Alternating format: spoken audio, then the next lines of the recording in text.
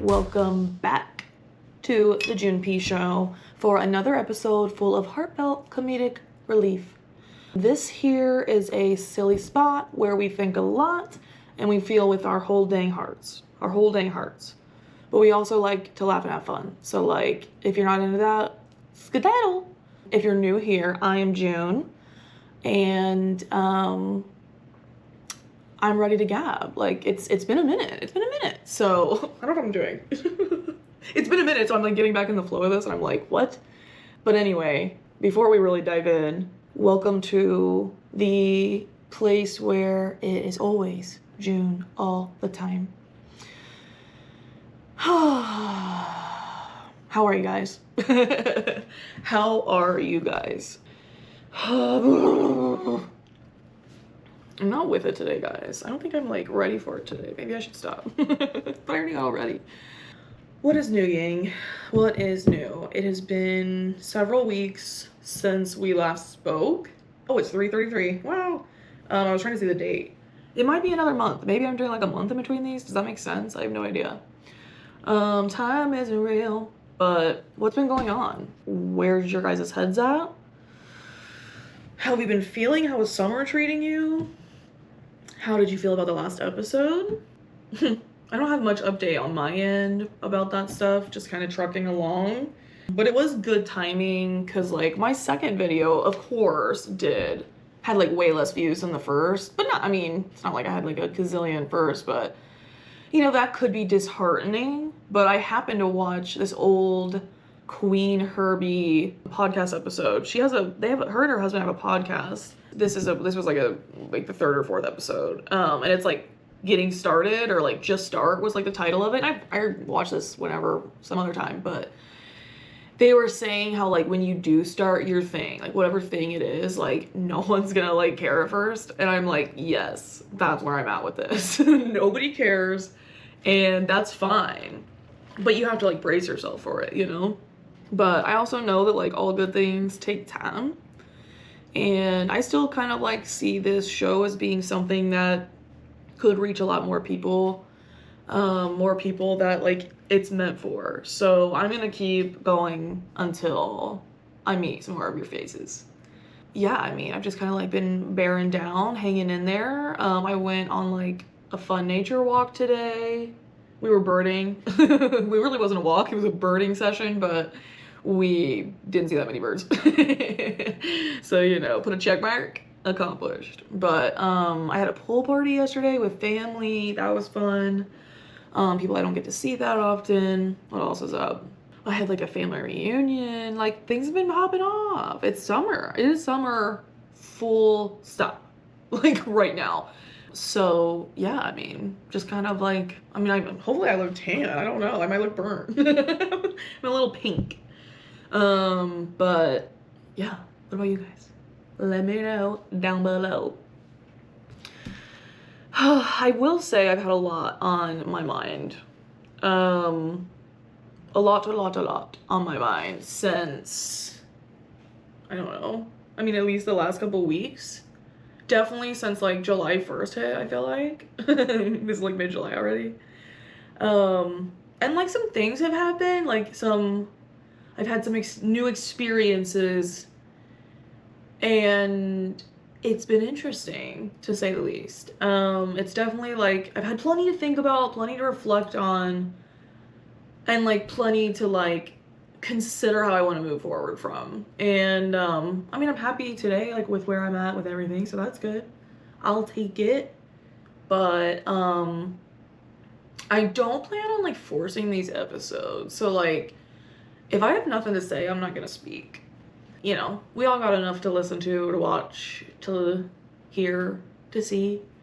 But, you know, I don't need to add to that with nothing to say. I don't need to add to the noise. Because I don't think I'm doing that. I hope y'all don't think I'm doing that. Because that's really not my intention. It doesn't matter. But I will say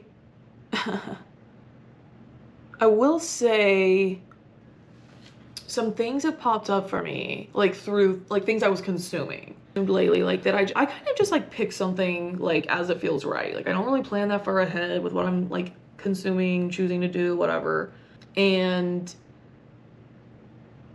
I stumbled upon this podcast that it had me consider the idea of a double life. Now, full disclosure, I'm referencing Terry Crews, the actor, to speak about him coming out about being, I believe, don't want to speak for him, a porn addict or a sex addict? I'm not sure. I don't want, like I said, I don't want to like identify him or try to. But he was on Rainn Wilson's podcast Soul Boom, which is like a spiritual awakening. I don't think that's, I don't know. It's like where they just like to talk about like anything, and a lot of it is more like spiritual, like feelings and like life experiences and like people recounting things that they've grown or changed from. And he referenced how like he had to do work in this like sex, porn addiction, whatever he had going on, still works on, whatever. I'm not gonna speak for him. He basically had to get treatment for living a double life. I thought it was a really interesting idea, because when he described what that looked like for him, which of course can be like the hiding of the masturbation, whatever, like go listen to him speak about it for his perspective. But it was interesting because like when you hear that term, like living a double life, it's always somebody hiding this big huge secret. Usually it's an addiction, it's an infidelity, it's a second family, like, you know, weird crazy stuff. But does it have to be that way? I don't think so. And I had that feeling and thought of like, oh my God, is he talking about me? When speaking about the feeling of the double life and living that. Because he didn't know he was doing that before he needed to seek treatment. And I thought it was this interesting idea because I'm aware in my like healing and growth and like self-discovery journey that one of, if not the biggest like core wound I seem to have is that like not feeling good enough. I am never enough. I am never good enough. I'm aware of that. But in coming to present day, I realized that I was always, even if I didn't feel good enough, I was always striving to be good enough or to feel good enough. It was an impossible task, but that's what I was striving for. And in doing that, I basically think that I have locked away a lot of my authenticity. Does that mean they agree? Hopefully not. Geez. Hey, that's enough. Lay. Hey, lay. Light. Lay. Down. Yes. Good boy. Good girl. Good girl. Okay, let me get back to this. So what was I saying? I locked away some of my authenticity to where I didn't even know I was doing it, because I was just trying to feel better. And I knew something was like amiss, but like I didn't know how to like fix it. So I'm just always trying to fix something. There was nothing to fix. I was good enough and am good enough currently, period. But sometimes you have to wake up to something like that. And I'll just say from my own experience, it's taken me a long time to wake up to it. However, in doing so, I feel like I witness this sort of behavior, this sort of like coping mechanism is really what I mean, I guess. This cycle of this deep core wound leading someone to hide themselves away, to feel accepted, to feel like they're a part of the community, whichever community, it doesn't matter. Some community. And when Terry Crews was speaking about the double life, it's just like, that feels like what I've been doing in a way that I never would have like visualized it like that thought of it like that. It didn't feel good to identify with that. I'll just state that. Just like you wouldn't think it would feel good to be living a double life, right? Why would that ever feel good? Unless you're doing it for nefarious reasons, but doing it as a coping mechanism, as a survival technique within yourself from childhood on, that's not the same thing. And I only feel better in by undoing this conditioning that I have picked up from whatever reasons. But that's where I say, like, I know I'm not alone in this. I know other people are doing that. And so I just wanted to like read something that I read that basically I feel is describing this. What I'm starting to think of is like, so they have a definition and then I'm piecing it together with my own experience, but existential loneliness. They define that as being surrounded by people but feeling invisible. Which is rough. But come on, like, I feel like so many people have felt that way at some point, if not throughout their lives. So, I'm gonna read aspects of like this thing I'll reference it, but this thing I saw, like I said, that I feel like it's kind of like defining that existential loneliness feeling, what it can look like in other words, because I feel like it can also just be really hard to know what we're experiencing when there's just no label. Like going back to, I think like episode 1 when I was saying that, like once you identify something, we can kind of like work on it, we can tweak it. But when we don't know what it is, it's just like we just sit there feeling bad. So let me read some of this. So I didn't write this. Don't want to take any credit. So if I show you the real me, will you still stay? I felt lonely, and this is a quote. I felt lonely even in the middle of a crowd, even in relationships, even with people I love. End quote. People say they know me, but they only know the version of me I've created for them. The one who's safe to be around them. The one shaped by what I've learned is acceptable to them. Not the me I carry when I'm alone. Growing up, I never had that number one person, the one who really sees you. Even now, I feel disconnected from people around me. I care deeply, but most days, I still feel unknown.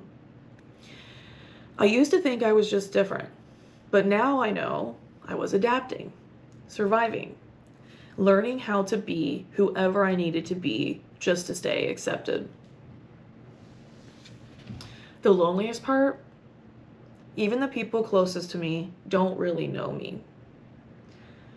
They know the version I've been able to safely show. When I try to break out of that, to show more, to be more, I'm often met with confusion, rejection, or silence. It's like they don't believe the parts of me that don't fit their version, and sometimes it makes me want to disappear again. For many of us, connection isn't just about being around people. It's about being safe enough to be seen. But when you've spent years masking, adapting, and hiding what's real, even you lose track of who that is. And when you try to stop masking, people don't always understand the shift. You feel like a stranger in your own relationships. A 2023 study is what described this as existential loneliness, being surrounded by people but feeling invisible. This isn't about being antisocial. It's about being traumatized by years of being misunderstood. It's about longing for connection, but fearing and experiencing rejection. It's about finally knowing who you are and realizing most people only like the version that was made for them and you just survived as. So when I read all that, like, I totally identified with the feelings. I feel like I've identified with that, like, my whole life, potentially. I don't know, at least a very long time. But that's where it's like, I know I'm not alone with that. I know so many of you guys do or have felt that way. And maybe you're not even fully aware of like to what degree you've been doing that. For me, I feel like it's been years of unveiling my real self because I had closed that down so much to be who I was supposed to be for everybody else that I don't think I even knew who I was. It's like I would get, it's like, I wasn't even, it's like, I don't know. It's a crazy thing to realize when you like look back on it. And that's where it kind of factors into like, I'm not the same person I used to be, like saying stuff like that. It's like, well, you're not if you're growing and changing. And in my growing and changing, I realized I've been living a double life. But, at least in a sense. And my philosophy of how I live life is if I don't like something and I don't want to keep dealing with it, I'm going to do something about it. So, I'm not going, now that I'm aware of it, thanks Terry Crews. No, I'm just kidding. It was a really good episode. Go listen to it. I actually like really, really, really enjoy Terry Crews, especially from listening to him talk. Like, oh my gosh. But yeah, that's just not who I want to be anymore. And I've been doing that, but I guess I'm just like aware of it to a degree that like there is no turning back. There is no turning back. That's what it is. I got goosebumps. Ah. Okay. So, let's kind of like 180-degree twist and flip this on its head a little bit with, okay, if I didn't know who I was, and this is something that a lot of people do as a coping mechanism, as a survival technique, look up complex trauma. Like, come on. If you don't know you have that at this point, like, they say like 70% of Americans have it or something. Like, get real.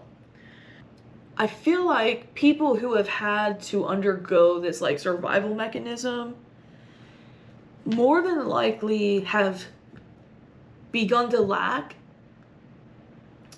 like, an individual autonomy for themselves. Now, that can look like opinions or oh my gosh, like what you like and don't like. That can be opinions, that can be, even like how you live your life, like just doing that for others. It can also be not knowing when to speak up for yourself or when, what is and is not okay, like what boundaries are. Like there's a lot that like that can mean. And I almost broached this subject as a lack of women's autonomy, because really that was the lens I first started like thinking about this for myself. But it isn't just about women. Women are not the only people who are oppressed. They are oppressed in our culture. You can't tell me I'm wrong. I've lived that life. I am still living that life.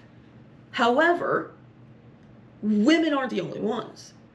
Like any minority of any kind, or anybody who's even just ever like been victimized. And I mean, I'm not saying like play the victim. I'm just saying you're doing it for survival. And it's not really anybody's fault. So I don't want you to think of it like that, because we're just working on ourselves. But if you can identify with lacking your own individual autonomy in some way, I feel like it's like we have this idea that we all need to conform into whatever we're supposed to be, like I referenced before, like who I should be, who I'm supposed to be, like the boxes we are supposed to check off. I want to go and read this quote. I mentioned Queen Herby earlier. That's funny. I didn't remember that I was going to quote her later. Queen Herby is a musician. Her real name is like Amy Noonan. She had this article. She was interviewed for this article that was like kind of about like how she became this Queen Herby persona, like this Queen Herby character, or developed it for her creativity, for her art.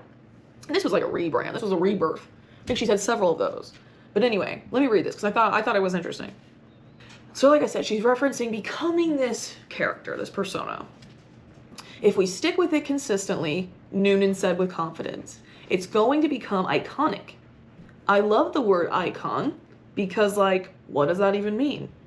You establish an identity that people can immediately recognize, and that's so different for each person.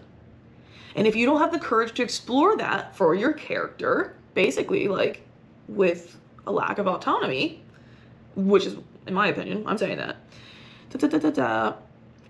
And if you don't have the courage to explore that for your character, you might just end up wearing basic clothes forever.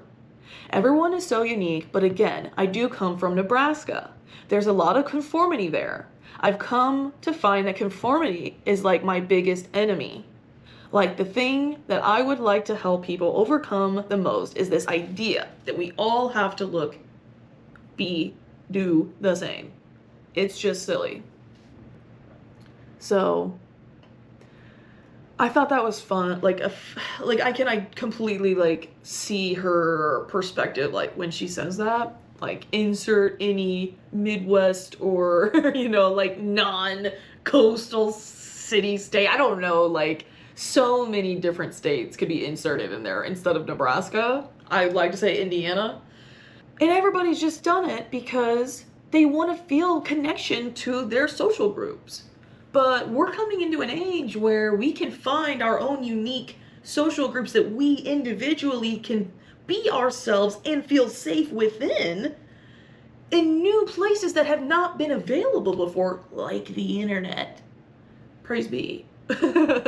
So, you know, we don't have to conform to such strict, narrow guidelines or put ourselves in such a strict box when we can find people who will accept us for who we are, who will love us and cherish us for who we are. I feel like a lot of people can relate to that, like I've said before.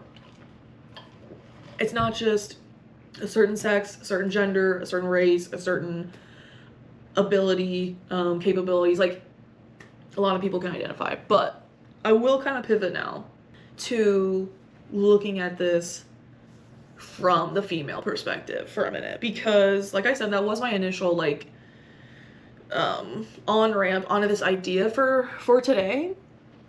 And there's a reason why that will tie into one of the things I've experienced since I've recorded.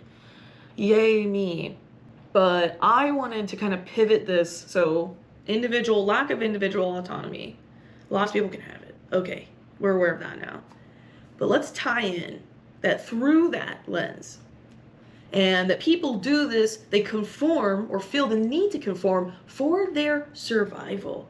So take that in and factor it into women or the female perspective. Like I said, the hindrance for women, for females, to explore or to even have their own sexuality.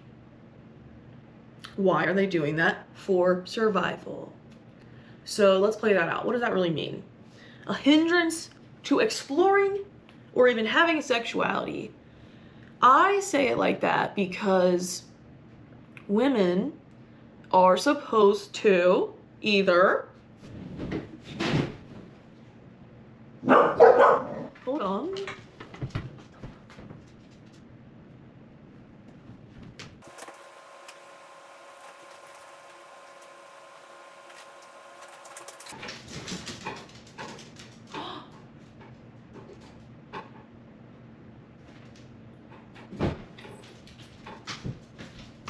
What the fuck? Why does creepy shit happen when I'm doing this? We like installed this shelf in our like linen closet or like cleaning closet kind of, and it's been weeks and we've had no issues. We've had heavier stuff on there than what's up there now. It's like to hold paper towels in bulk. It just like tilted and everything like flew off of it in the closet. It's still up. It didn't even completely fall.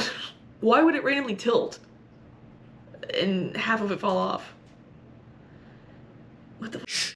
Anyway, what was I saying? Okay, women's rights. No, I'm just kidding. Women should be allowed to vote. Radical. No, I'm just kidding. Okay, so why playing this out? So women are supposed to be either well, really, the two ways they are accepted, it's not even how they're supposed to be, is either the pure, you know, motherly wife who marries someone, produces children, creates a home, raises children, on and on. That's the ideal, what they're supposed to be.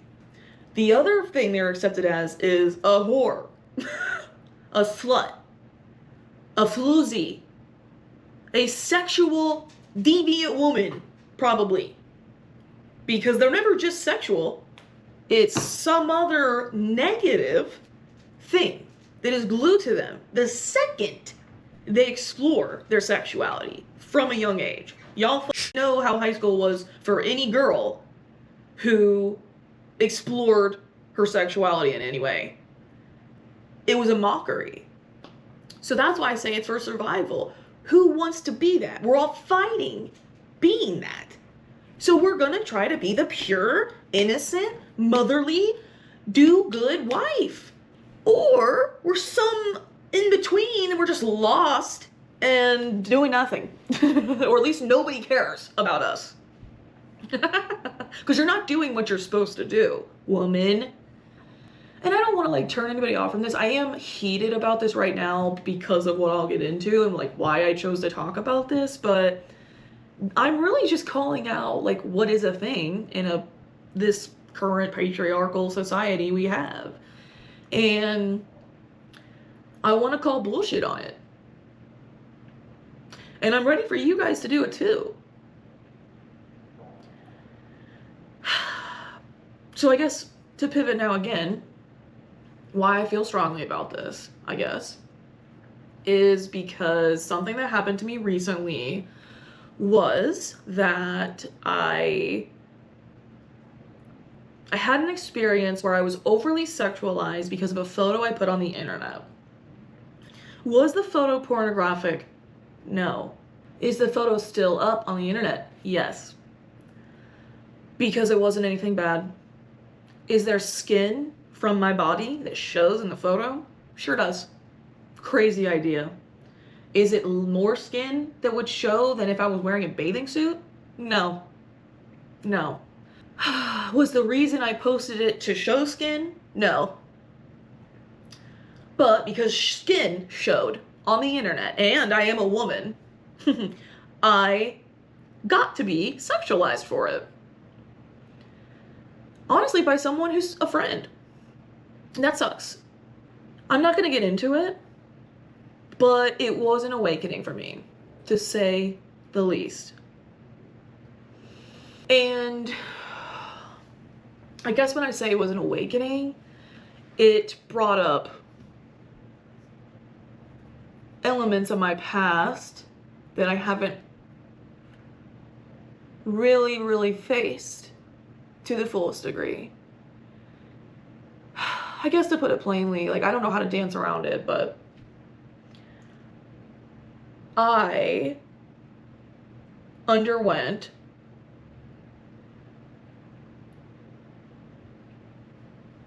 sexual violence when I was a child. I don't know how, this is something I've only just begun to face. Partially because of this incident where I was sexualized by a friend because of a photo I posted on the internet. And I didn't ask for it, and I didn't want it. That's not why I posted the photo. I'm not here to show off my body. If I wanted to do that, I'd be a lot more obvious about it. But because I'm a woman, and my skin showed, my cleavage showed, sorry that I happen to be a large-chested woman as well. That's my bad. That's my bad. I'm obviously being facetious. No one can control what their fucking body looks like or is shaped like unless they invest a lot of time and money and energy into it that I have not had. So it just baffles me that by having a body that is shaped in a classically attractive or classically sexually attractive, specifically, must mean I want that attention? Is that what it means? I'm asking you guys because, like, it's crazy that we even have to think about these questions. They should be obvious. Insert a guy posting a topless photo on the internet. Would anybody say he was wanting or desiring sexual attention? Unless it was legitimately like a model photo? No.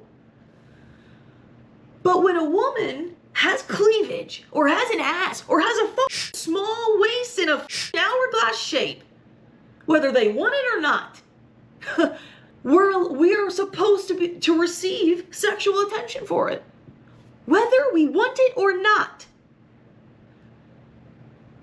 I want to stress this because I don't think people are aware of this, what this can look like when they haven't had these lived experiences. Unfortunately, I have my whole life. And what is interesting is that I think because of my past, what happened to me back then, I think that subconsciously my body has always tried to protect itself by, really by not, I haven't wanted to be typically attractive. I think subconsciously that's not what I've wanted because I haven't wanted that kind of attention. It makes me uncomfortable, period. Not because of my past, not because of anything other than I decide when I get to receive that attention. Because I don't want it. Having tits doesn't mean you can compliment them. Just like you having a dick doesn't mean I should compliment it whenever I want. I mean, you'd probably like that, but it's strange, isn't it?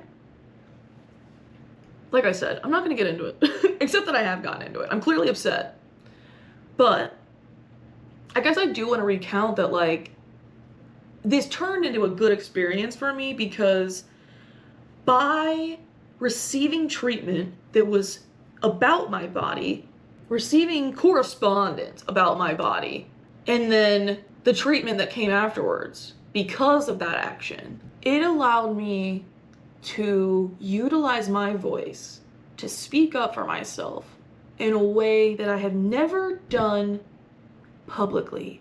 I might have had the same feelings or thoughts and kept it to myself to spare the other party, but this was the first time I was treated so disrespectfully to my face and to others' faces, and I guess egregiously enough for myself to feel like there was reason to pop off.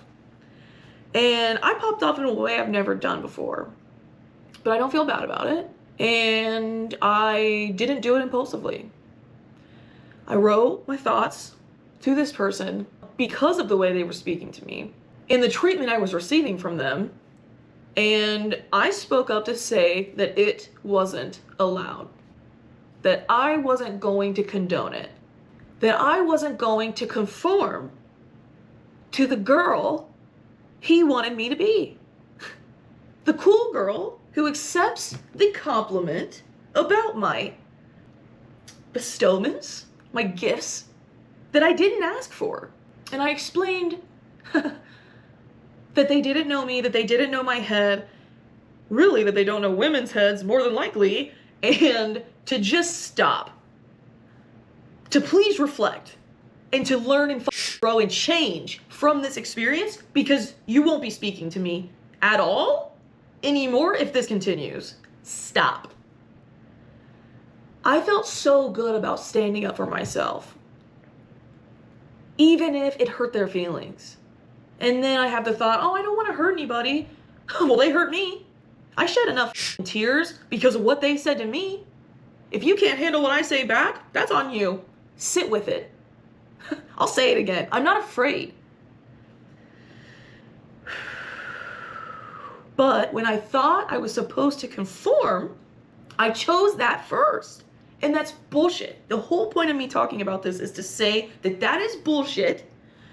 It took me too long to figure it out, and I don't want it to take so long for you guys to figure it out. So I'm going to speak about it and hope that one person gets anything from it.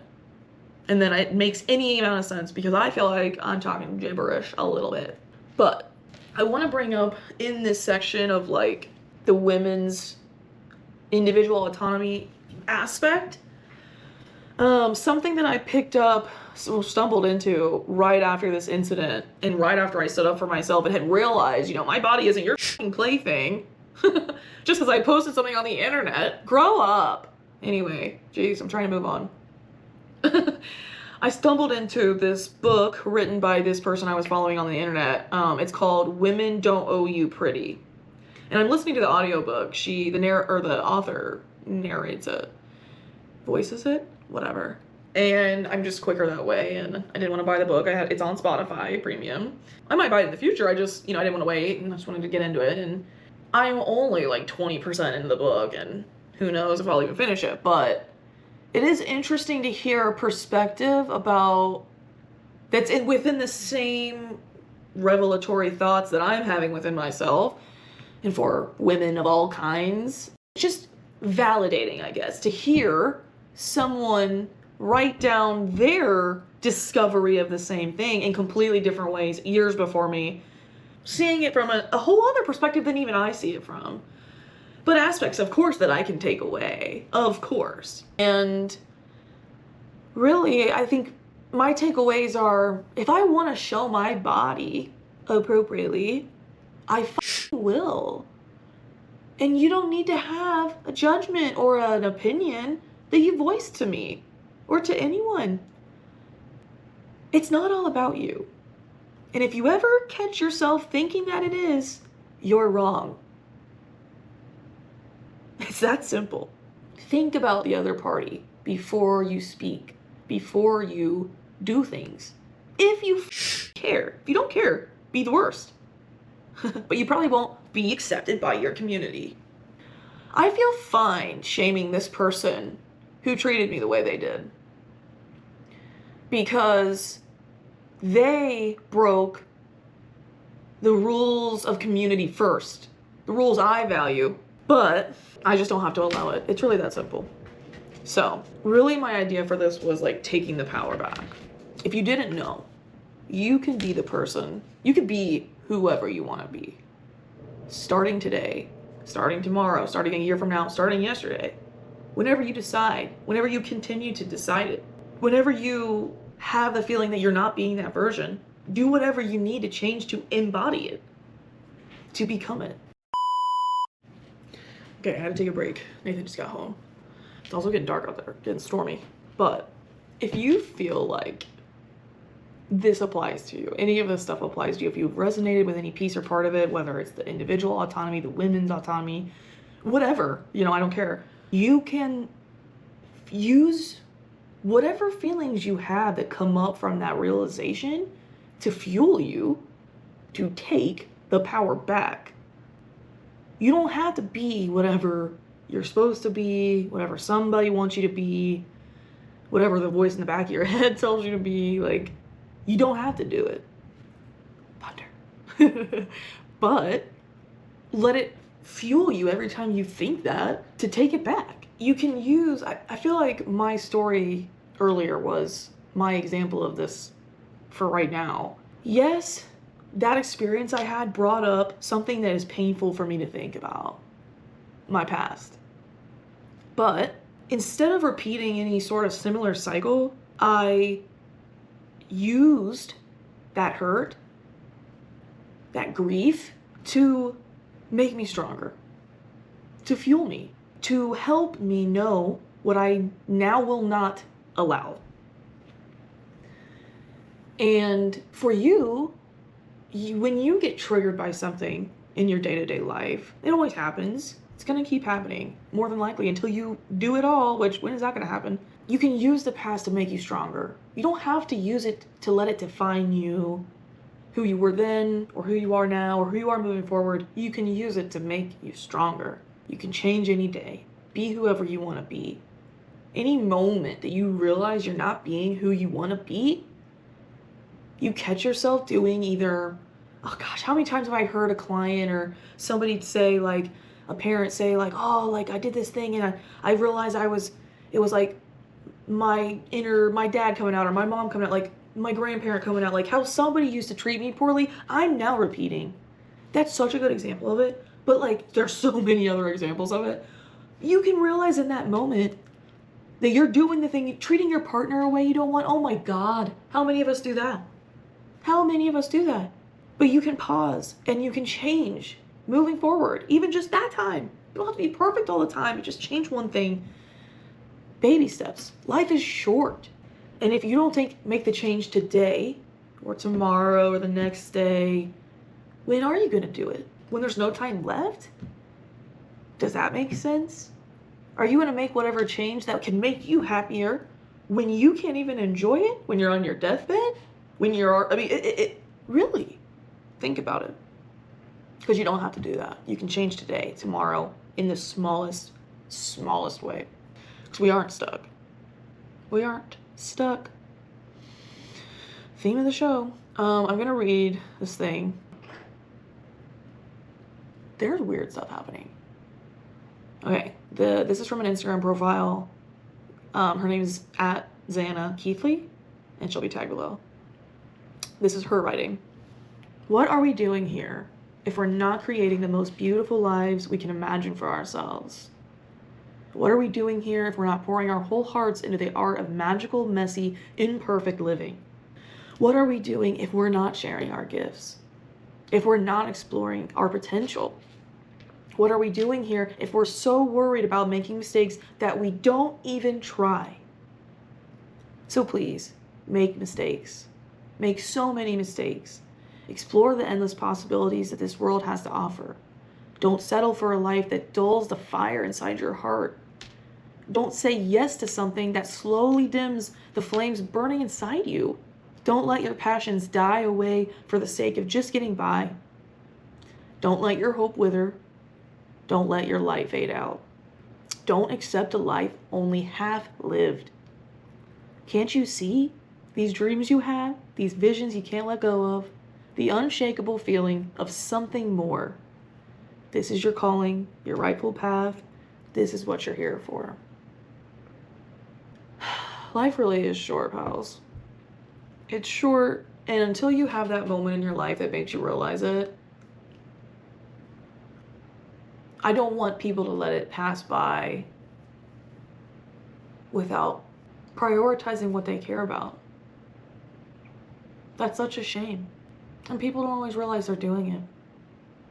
So my vote is that you take the power back in your life. You be whoever you want to be. You find your autonomy and you speak up for it. You're not going to let people walk all over you. Not when you know who you are and you love who you are. You don't do that. You'll have the boundaries and you won't have to work so hard to put them up and to stand by them because you'll value yourself. One change at a time. I think that's all I got. As always, please feel free to just witness this. You don't need to worry. I don't need anything from you guys other than, I mean, I hope for love and acceptance, I guess. No, not acceptance, but like, of who I am. That's all I want. But I don't need it. So, I'm just doing me. I got mad love for you guys. I hope you can feel really good about doing you. That's what I want for you. I hope you're enjoying the summer. And yeah, take the power back. You know how to do it. You know. That's all I got. Ta-ta for now. Bye. Bye, babes.